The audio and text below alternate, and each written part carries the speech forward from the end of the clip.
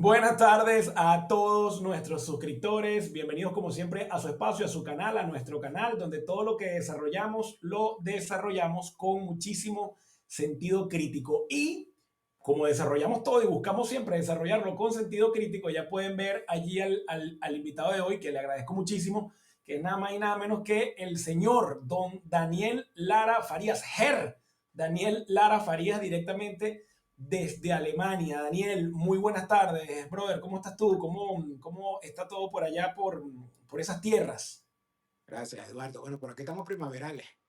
Eso quiere decir a veces con sol, a veces con lluvia, pero siempre en primavera. Bueno, está muy bien. Por aquí también medio primaveral, aunque parecíamos invierno hace un par de días atrás.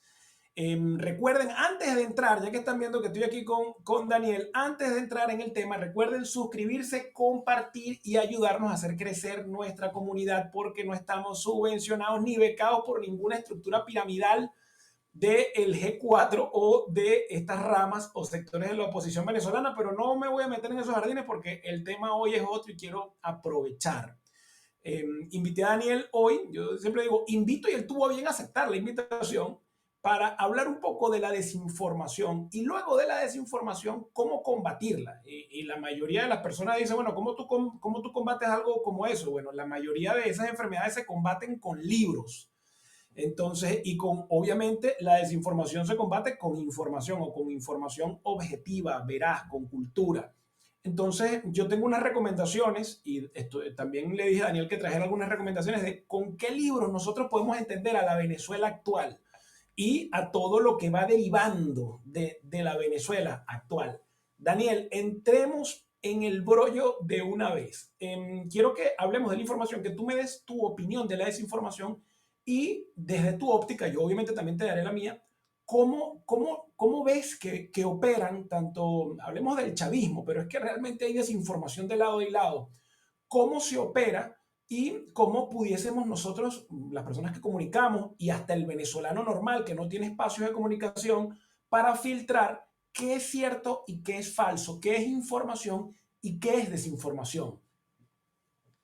Bueno, fíjate que lo primero que hay que decir es que de alguna manera la información o la capacidad de producir información, primero se masificó con los llamados medios de comunicación masiva, luego se globalizó con las tecnologías que permitían las transmisiones vía satélite desde distintas partes del mundo de forma tal de que para yo informarme de lo que ocurría en el Medio Oriente tenía que ver un canal que transmitía desde los Estados Unidos o desde Madrid o desde París. Luego de la masificación, luego de la globalización, vino la democratización.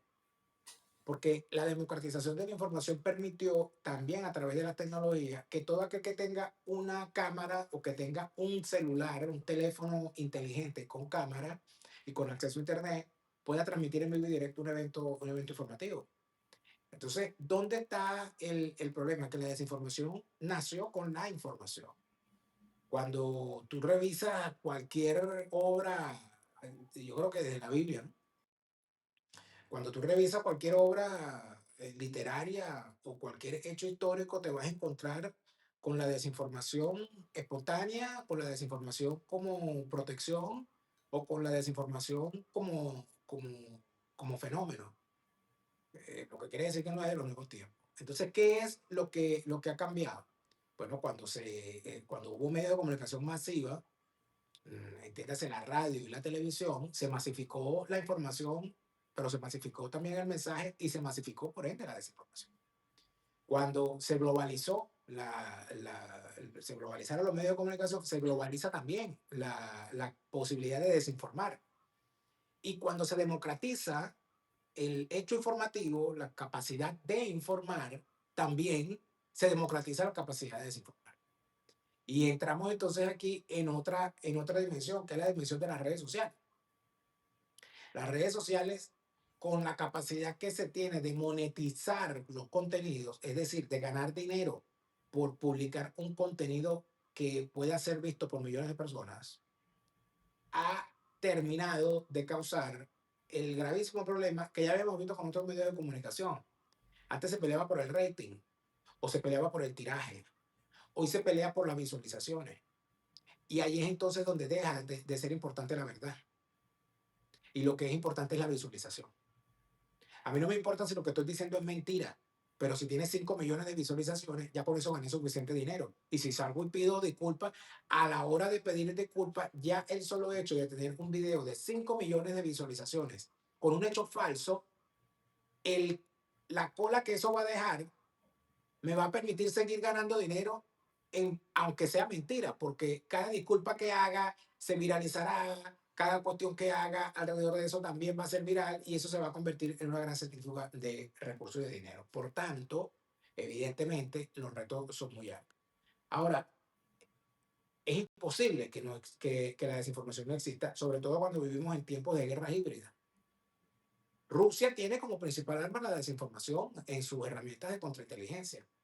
La desinformación y la contrainformación son herramientas usuales de los regímenes como el de Putin, como el de los Castro en Cuba, como el de Ortega en Nicaragua, como el de el chavismo en Venezuela. Pero es que también la desinformación es una herramienta usual de los organismos de inteligencia a nivel mundial, porque es una herramienta que se siente, que es una herramienta silente, que es una herramienta barata y que además de eso es una herramienta que en principio no mata, o por lo menos no deja huellas de,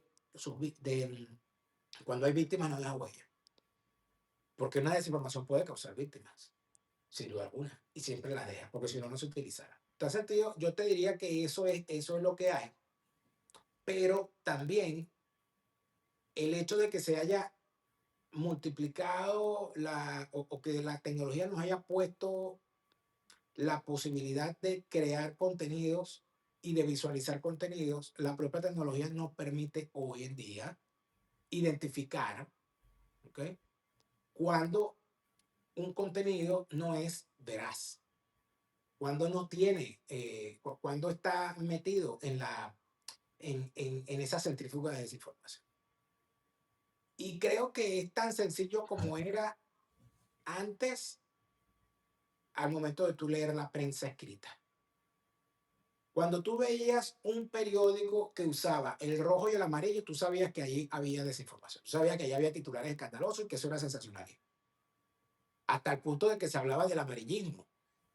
Y el amarillismo se refería al color del periódico en letras amarillas.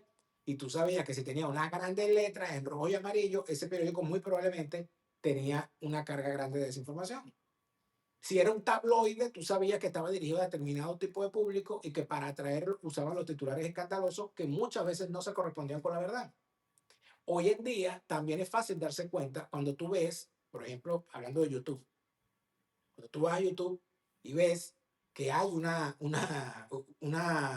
miniatura que identifica el video con grandes letras rojas sobre un fondo negro o sobre un fondo amarillo, donde dice alerta, no creerás lo que ocurrió. Ya tú sabes que lo que te van a decir ahí probablemente sean un video de 15 minutos que tiene un minuto de verdad, pero te pasan 15 minutos engañándote para decirte la verdad final. Entonces, yo creo que ya la gente se da cuenta y el problema está en, número uno, en las plataformas, número dos, en el público y número tres, en la irresponsabilidad de los emisores. Antes había, por ejemplo, yo creo que el primer momento en que se empezó a usar las herramientas del teléfono, cuando se arrecia la censura en Venezuela, con el tema, por un lado, con el tema del Twitter como red social principal usada en Venezuela para el tema político, y luego con la emergencia del BlackBerry, cuando empiezan a utilizarse entonces los mensajes de ping, de punto a punto y tal, para enviar informaciones, etcétera, y luego cuando empiezan todas estas cosas del uso de las plataformas de chat instantáneo, y entonces aparecen los famosos audios. Yo recuerdo que había un audio muy famoso que salía cada vez que había unas elecciones, el mismo día de las elecciones. Eso lo mandaban a cada rato, donde salía una señora llorando, diciendo que ella había ido a votar y que había marcado su candidato opositor y cómo es posible, marqué la No tarjeta de recuerdo. salió fue el PSUV y se ponía a llorar y eso te lo mandaban y uno veía y decía, bueno, pero eso no fue las elecciones pasadas o antepasadas, otras antepasadas. Y de eso se aprovecha mucha gente. A mí me llegan muchísimas veces audio de alguien que no sabemos quién es porque no se identifica y siempre comienza de la misma manera. Muy buenas tardes al grupo, saludos a todos y bueno, espero que se encuentren bien. Ese lo puedes grabar tú, lo puedes grabar cualquiera y lo manda. Y entonces te lo hacen llegar como si es alguien que está en un grupo importante de gente de alto nivel, como si gente de alto nivel va a estar discutiendo de alta política por un grupo de WhatsApp. Eh, por eso es que uno ve fenómenos de gente irresponsable que se venden como grandes estrategas, que se venden como grandes conocedores y que lo único que tienen es mandar audios de WhatsApp y popularizan entonces sus mensajes que al final están remando siempre en la misma dirección o de la oposición falsaria o del propio chavismo, es decir, forman parte del sistema chavista. Personajes que en determinado momento en su audio de WhatsApp se asumen como radicales, después se asumen como grandes conocedores de la política, después se asumen como María Corinista y después se asumen como críticos de María Corina para después andar haciendo campaña a Trump y presentarse como unos grandes conocedores sin dar la cara nunca. Y es allí donde está el asunto. Si hay tanta tecnología hoy en día para dar la cara, que hace una persona mandando audios de WhatsApp diciendo que es el más conocedor de la política, regando mentiras y regando análisis y media verdades, vendiéndose como un gran conocedor de la política, por ejemplo? Eso por un lado. Por el otro lado está el tema de la gente que considera que lo importante no es la información, sino hacerse famoso. Correcto. Entonces, el tema del ego, de estar parado frente a una cámara y buscarle lío a los demás que tienen mayor presencia para que entonces le contesten y entonces así ponerte arriba y tal, ha causado, por supuesto, un grave daño en todas estas cosas. Y finalmente te diría que el principal combustible que mantiene viva la llama de la desinformación es la ignorancia. Y cuando hablo de la ignorancia no me refiero al tema académico, me refiero al desconocimiento de la tecnología, de saber que existe inteligencia artificial, de saber que existen herramientas para modificar fotos o modificar videos, que existen herramientas para crear con inteligencia artificial supuestos audios de WhatsApp donde alguien le dice algo a otro, donde hay herramientas para mentir de todo tipo. Por eso yo, dentro de las cosas que hago, trato cada vez más de privilegiar el análisis por encima de informar.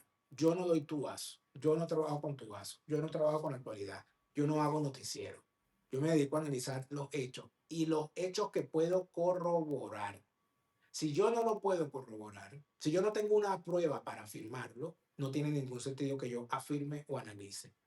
Y cuando a mí me llega, normalmente a mí me pasa, yo tengo un canal de WhatsApp donde la gente normalmente puede comunicarse, hacer denuncias, etcétera. Cuando a mí me llegan audio y yo veo como un audio de 6 minutos, yo le digo a la persona que por favor se lo mande a sonográfica para que se lo publiquen como en un disco 45 para que lo escuchen, o que monte un podcast, porque yo no puedo pasar 6 minutos de mi vida escuchando cosas que muy probablemente van a ser mentiras.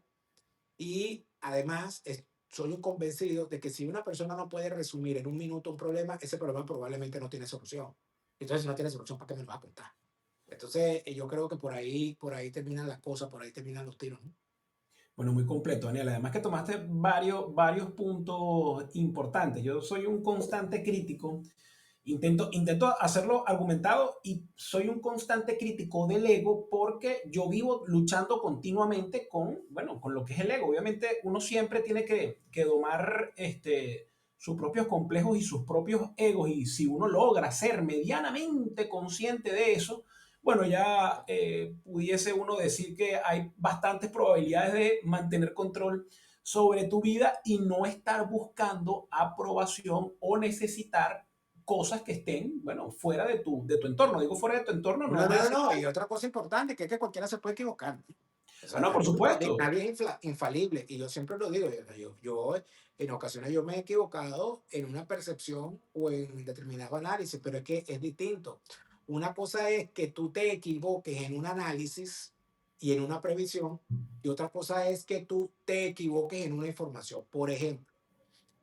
Y eso la gente lo sabe. Yo cuando a mí me invitan una vez a la Deutsche Welle para hablar del tema ruso antes de la guerra de Ucrania y a mí me preguntaron directamente si yo creía que Rusia iba a invadir Ucrania. Y yo dije, yo no creo que Putin se atreva a eso.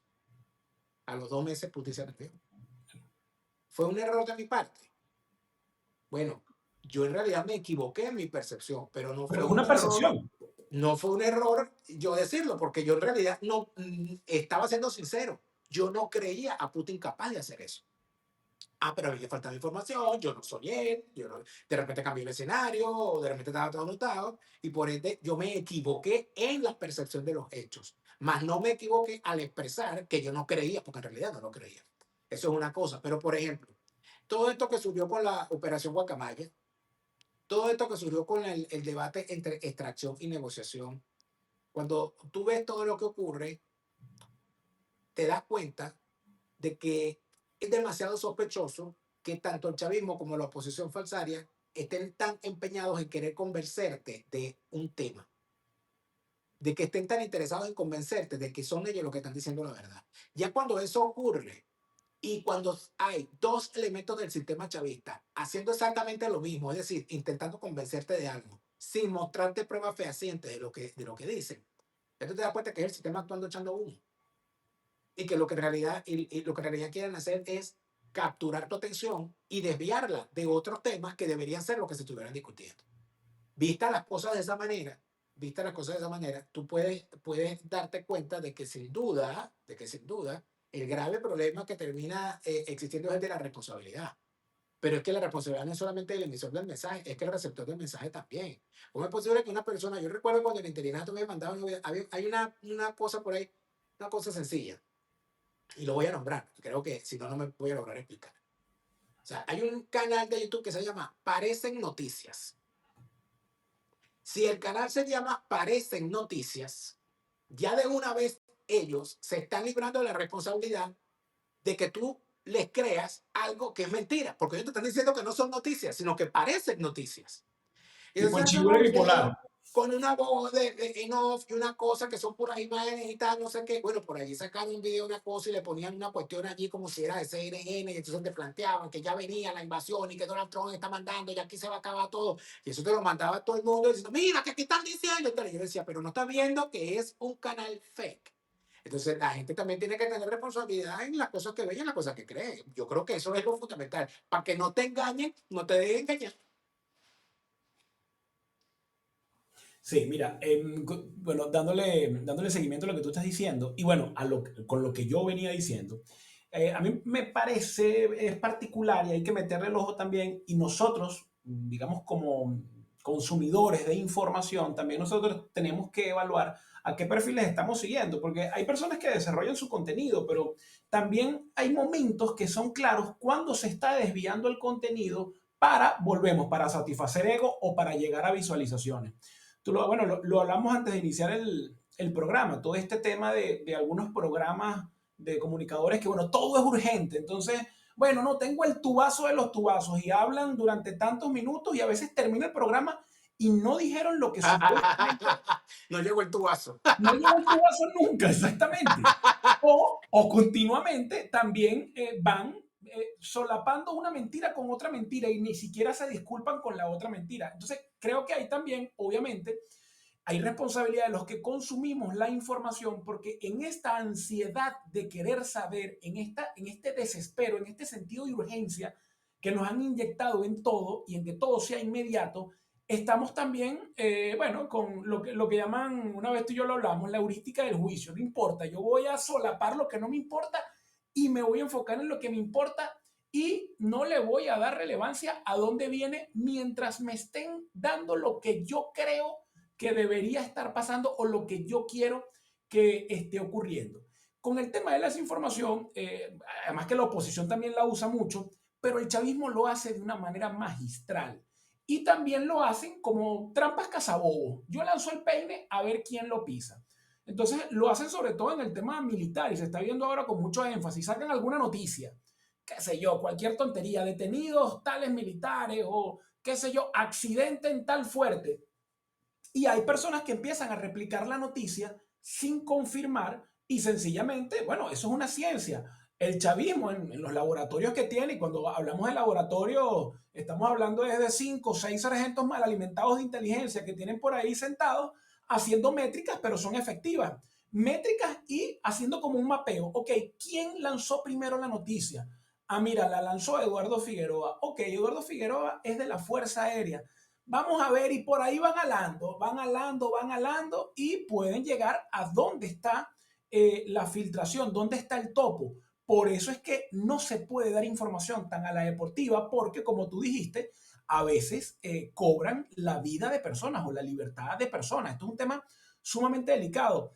Hace poco me mandan de vez en cuando, Eduardo, ¿qué opinas de esto? Son videos de alguien, un paisano, quien sea, hablando, no, que su ruido de sables en Fuerte Tiuna y hubo una reunión en no sé dónde y mira, y están hablando de Diosdado y yo, mira, eso no tiene, a pesar de que todos deseamos que fuera un poquito cierto, eso no tiene veracidad y lo puedes ver de la manera como lo comunican. Lo que están buscando es, bueno, sencillamente visualizaciones.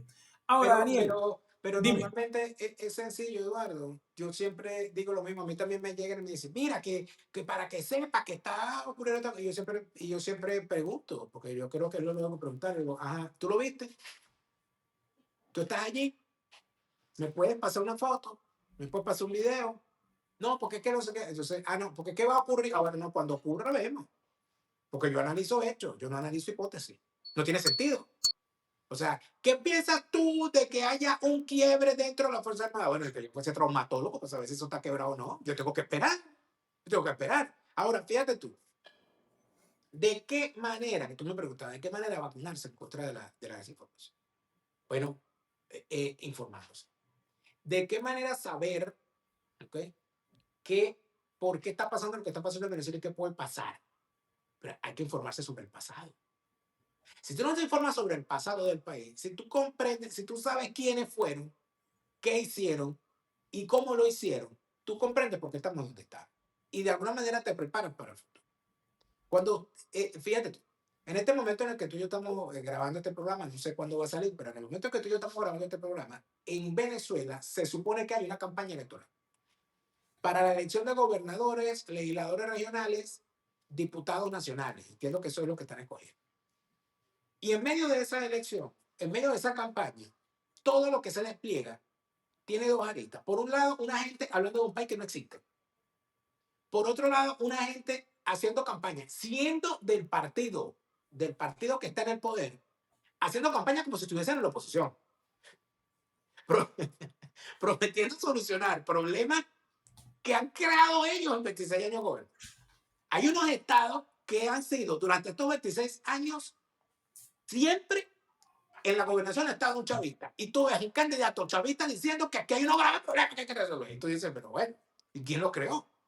Pero tiene además a un sector de la oposición falsaria fundamentalmente, eh, hablando de la dicotomía entre participar y no participar. Entonces, los que están participando usan los mismos argumentos que usaron los que están llamando a no participar cuando los candidatos eran ellos el 28 de julio del 2024. Entonces tú dices, un momentico, ¿cómo es eso? ¿Cómo es eso que Capriles, Requesén, Rosales, Morel Rodríguez, Galíndez, Sergio Barredo y todas esas sabandías están usando el mismo argumento que usó María Corina Machado, Edmundo González y ellos mismos, porque ellos van a votar el 28 de julio? ¿Y por qué es malo ahorita y era bueno el 28 de julio si es el mismo CNE, con las mismas autoridades, con la misma ley, con el mismo sistema fraudulento? Entonces, no se trata, y aquí está el problema del ego, pero también el problema de las autopercepciones. No se trata de que el mío es bueno y el tuyo es malo. Se trata de que por su fruto lo conoceréis. ¿Cómo es eso que tú participas en unas elecciones organizadas por una organización criminal y pretendes que de esas elecciones va a salir algo bueno? Ese es el planteamiento. Y era el planteamiento, es el planteamiento ahorita, pero lo era también el 28 de julio, y lo era también en el 2015, y lo era también en el 2012, y lo era también en el 2010. Por lo tanto, lo que hay que jugar es el discurso, no la simpatía. Ah, no, porque es que a mí me cae bien María Corina, pero me cae mal Requesén. Entonces, por eso yo, Requesén es malo, María Corina es chévere, porque María Corina es la mujer maravilla. No, se trata de que por su fruto lo conoceréis. No se trata de una cuestión personal. Se trata de los hechos. Y si nos sometemos a los hechos, evidentemente, es que llegamos a la conclusión. Tú me habías hablado de los niños. Mira, yo tengo aquí algunos, no sé si lo puedo mostrar, si me Sí, permite sí, por supuesto, por el favor. uso de mi biblioteca mostrar. Porque tú sabes que hay gente que tiene bibliotecas falsas, ¿no? En las transmisiones estas. Es un fake news, es una forma de Una desinformar. maqueta. Tienen maqueta de libro. Exacto, se ponen una cosa atrás. Y yo siempre me reía, a veces cuando había alguien así, una sola vez me lo hizo Neomar Hernández y yo le dije, mira, por favor, saca ese libro que tienes ahí, para ver qué habla, Ábrelo para ver si no es de anime. para ver, para ver si es verdad. Y de esta biblioteca de verdad. Mira, yo leo mucho, la gente lo sabe, y aparte de eso soy estudiante de historia. Ese no me doctorado en historia.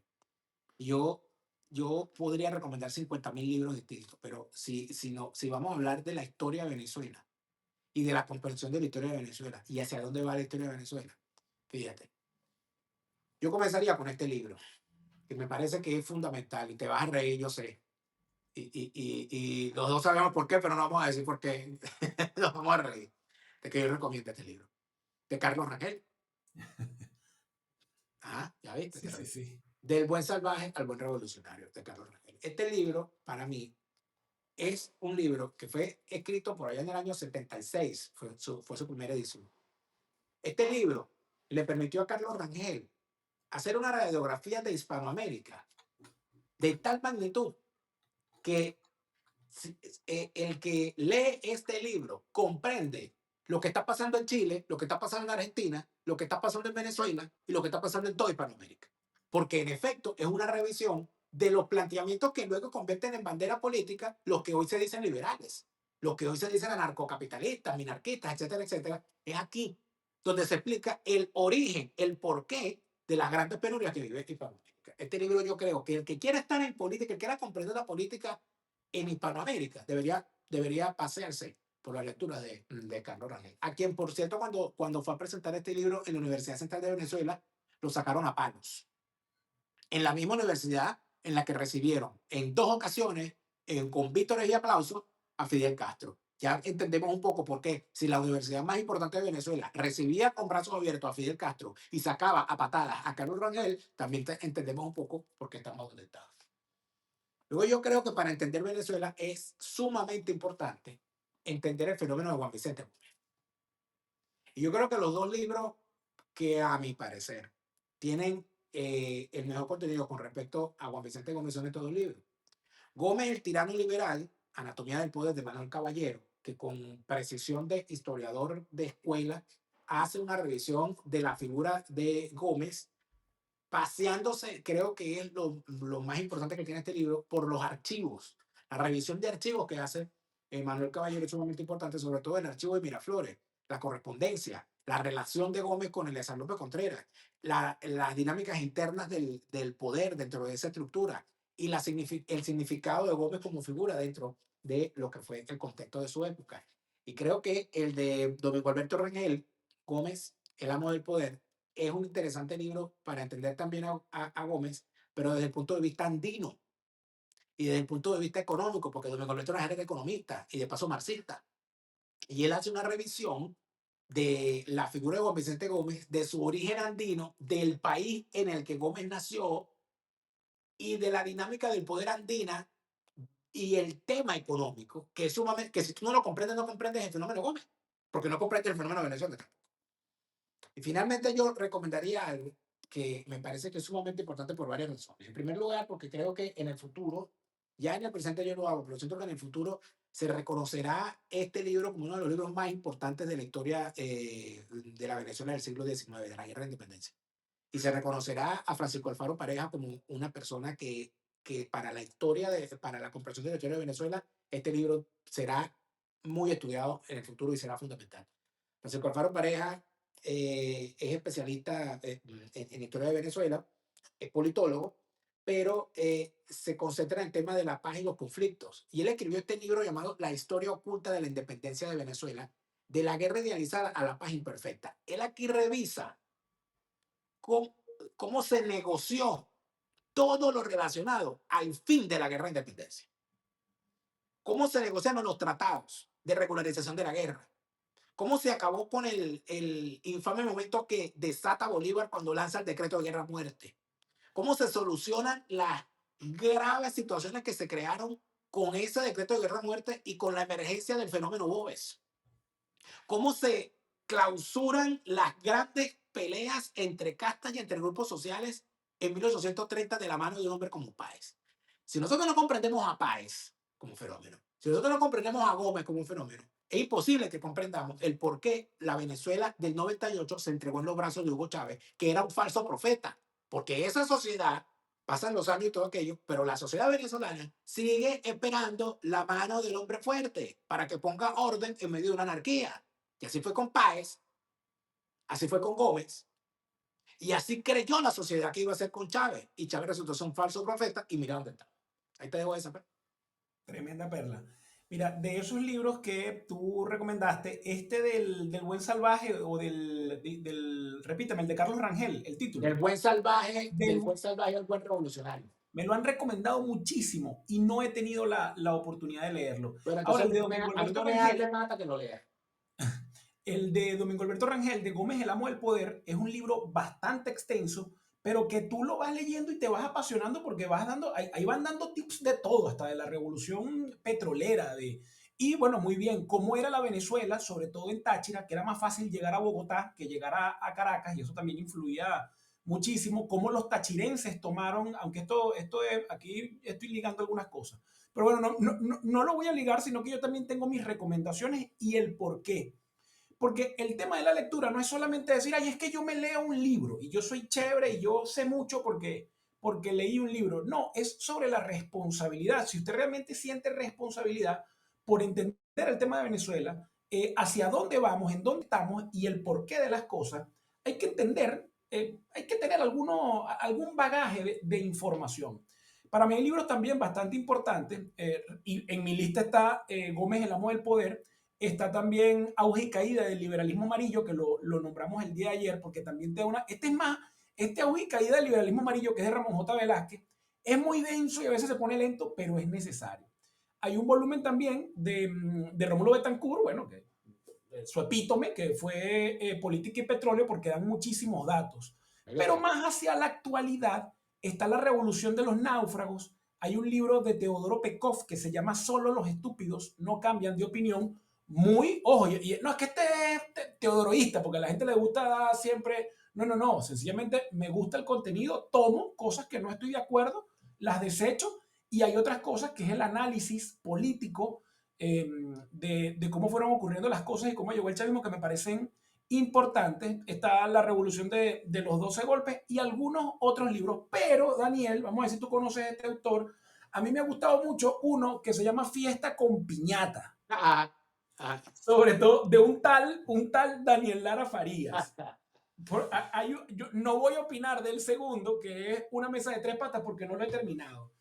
Pero en Fiesta con Piñata, sobre todo me gustó el tema donde tú coqueteas y dices, mira, más o menos muestras, no dices perro, pero muestras ahí el hueso, porque también de entendimiento y sobre todo del tema, ahí se habla mucho de la desinformación y de lo que son las costumbres políticas, de cómo se deformó y cómo se normalizó lo anormal. En Venezuela, hasta para nosotros como ciudadanos, que no, yo todavía estoy, que intento estar en un constante proceso de crítica, me doy cuenta, coño, pero es que para mí es normal esto y resulta que no, esto no es normal, yo no me lo puedo tomar como normal. El concepto de político en Venezuela es el del zorro viejo, es el del malandro, del vivaracho, del personaje este de Radio Rochela, tú andas conmigo, yo resuelvo, aquí martillo, aquí hago esto. Eso es lo normal. Y el que esté fuera de eso, tienen las voluntades de decirle, no, es que tú no tienes actitudes políticas.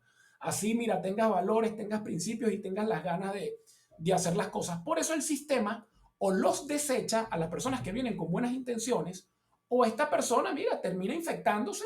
Tú ves a muchas promesas que uno los decía, mira, estos son unos muchachos del 2007, del 2010. Coño, qué promesas, esos muchachos son unas promesas y terminaron siendo unas sabandijas, como bien tú dices, unos delincuentes, pero bueno, consumados. De hecho, superaron a los maestros. así es. Y allí vamos con la importancia de culturizarse. Pero entonces la gente dirá, pero mire, es que yo no tengo tiempo de leerme un libro, pero entonces tenga usted el tiempo y el detalle, si va a consumir información, de consumirlo de manera responsable.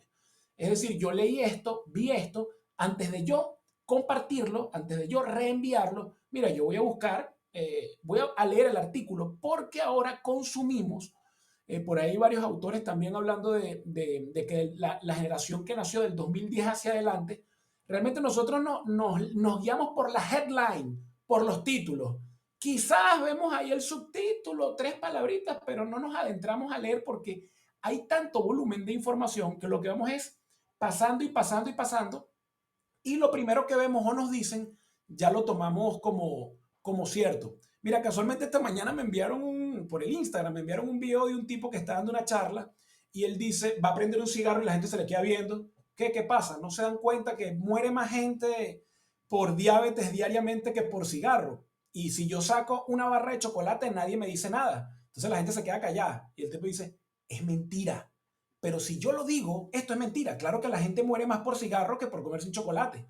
Pero si yo lo digo con fuerza, lo digo con contundencia y con confianza, ustedes ni siquiera se van a preocupar O con en buscar. autoridad, o con alguna autoridad que te revista, como lo hace, por ejemplo, Gustavo Petro, cuando dice que la Correcto. gente muere más por el whisky que por la cocaína. En una expresión de irresponsabilidad que es además magnificada, no solamente por ser él un presidente de la República, sino por ser además presidente de un país exportador de cocaína. O sea, diciendo que no, que hay que ponerle más el ojo a los escoceses que a, Coño, que los cárteles que a los colombianos. narcos colombianos o bolivianos o venezolanos. Entonces, en realidad eso también tiene mucho peso porque, y es allí donde yo siempre lo digo, y se lo digo a todo el que me lo pregunta, yo se lo digo. Mira, yo no vivo de la monetización de YouTube, yo no vivo del Patreon, yo no vivo de mi libro, yo vivo de mi credibilidad. Y yo vivo de mi credibilidad y yo cultivo mi credibilidad. Si uno se presta a la mentira, si uno se presta a la venta de humo, si uno se presta a la falsedad, a la difamación, a la calumnia, evidentemente uno pierde credibilidad, porque los hechos te van a quitar la máscara. Y allí, al perder credibilidad, no tendrás ni la monetización, ni el Patreon, ni los libros, ni nada, ni nadie va a querer andar contigo porque simplemente no te creen. Yo lo veo con muchos comunicadores que en el pasado, ahorita ya bueno, hay unos por ahí que se molestan porque yo los nombro y lo digo. Pero ¿cuál es el problema? Que hay ciertos comunicadores que hicieron su fama en los medios convencionales y hoy, cuando andan huérfanos por la vida, intentando posicionarse en estas plataformas, te das cuenta que ellos no hicieron fama por ser quienes eran, sino por estar donde estaban. Porque el canal donde estaban, sea RCTV o sea Globovisión, les permitía tener una tribuna, tenían un equipo de trabajo, tenían un respaldo informativo y ellos eran simple y sencillamente lo que se paraban frente a la cámara. Pero cuando les toca a ellos hacer la labor de informarse, cuando les toca a ellos ser los productores de su propio contenido, allí tú te das cuenta que no tienen nada en la bola y que terminan siendo, simple y sencillamente, unos imbéciles que tienen que vivir del cabum porque lamentablemente no tienen más nada.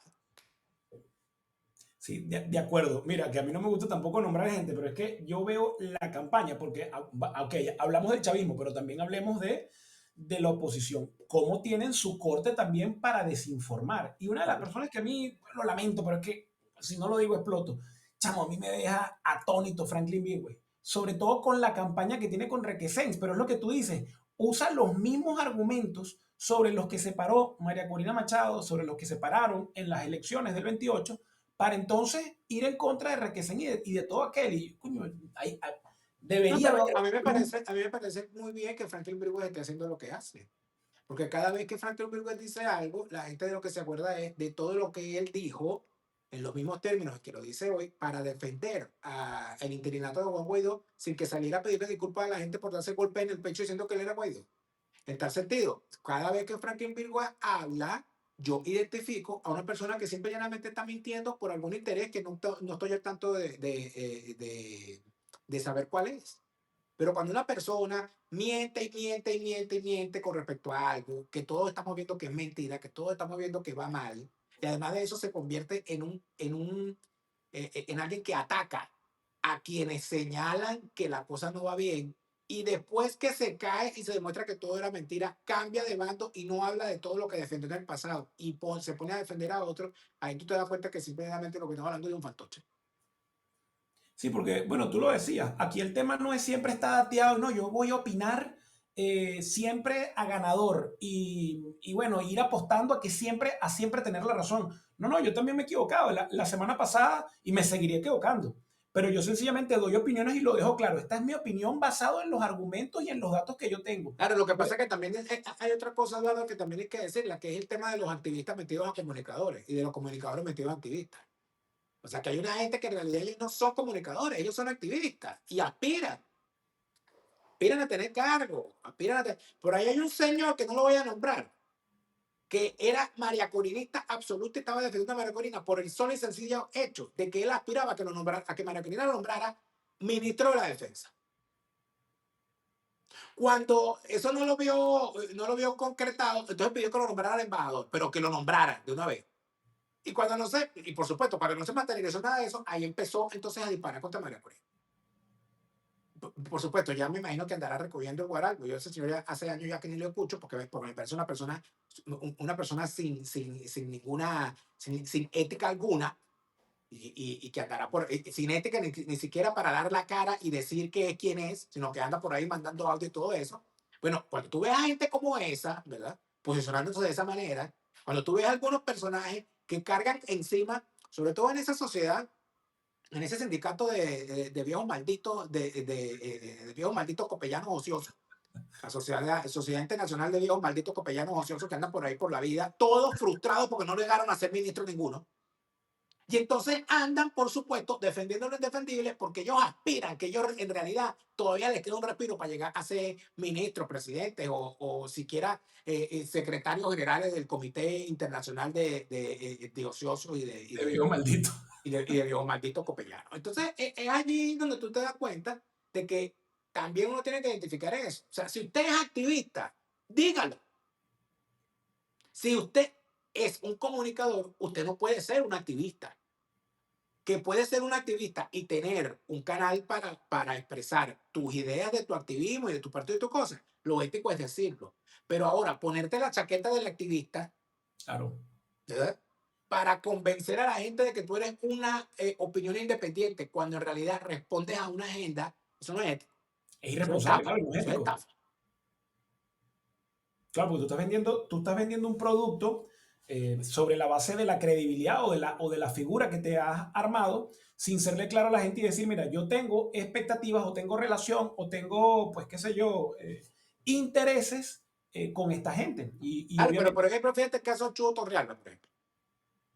Chugo Torrealba crea un personaje que era el defensor de los barrios, con su programa El Radar de los Barrios, que se lo monta Ravel en Globovisión, luego empieza en Radio Caracas Radio también a transmitirse, cierran Globovisión, se queda nada más en Radio Caracas Radio, pero nadie se acordaba que él había sido uno de los voceros de la Coordinadora Democrática Malsana, aquella de los tiempos del año 2002.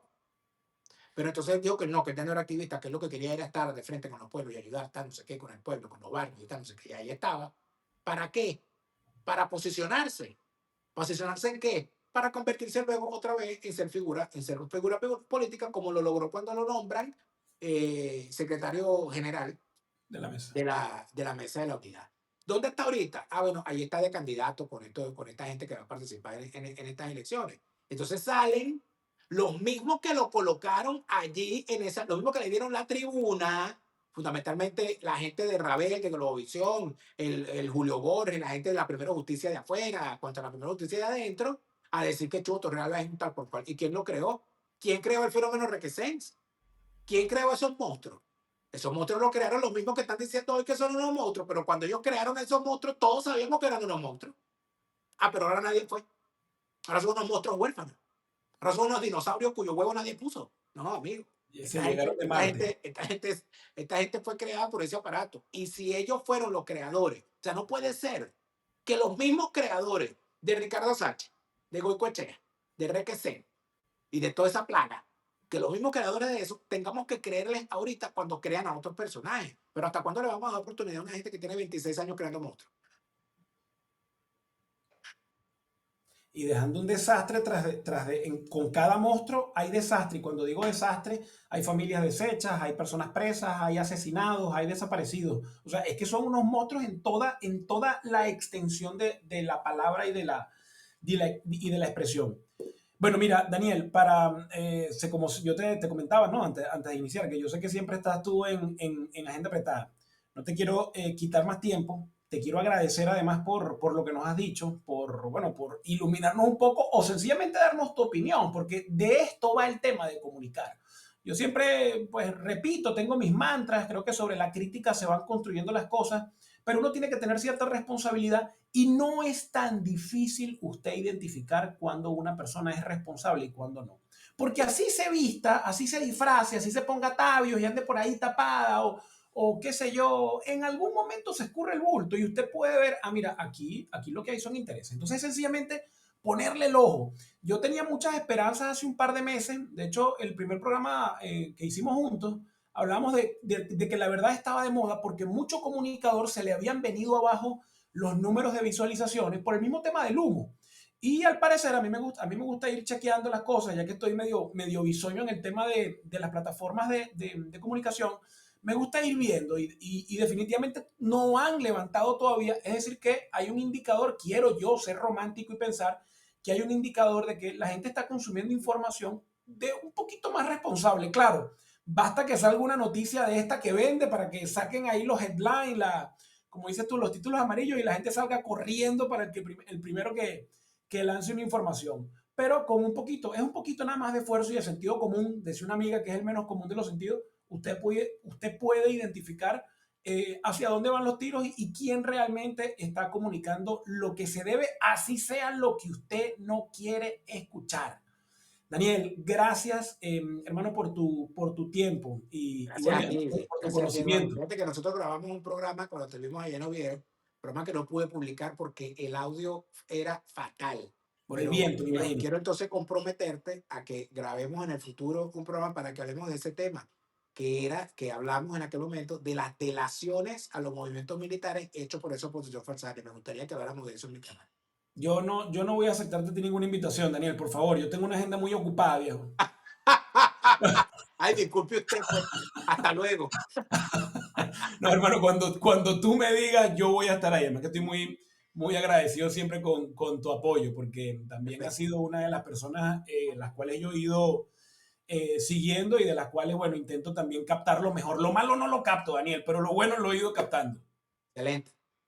Bueno, que tengas una excelente tarde y recuerden compartir, recuerden seguirnos en nuestro canal, también en el canal de Daniel Lara Farías, que casi nadie lo conoce, y acá con sentido crítico. Que tengan un excelente, hoy estamos grabando un día viernes, voy a decir excelente día viernes y que tengan un excelente fin de semana. Daniel, un fuerte abrazo. Gracias, Eduardo.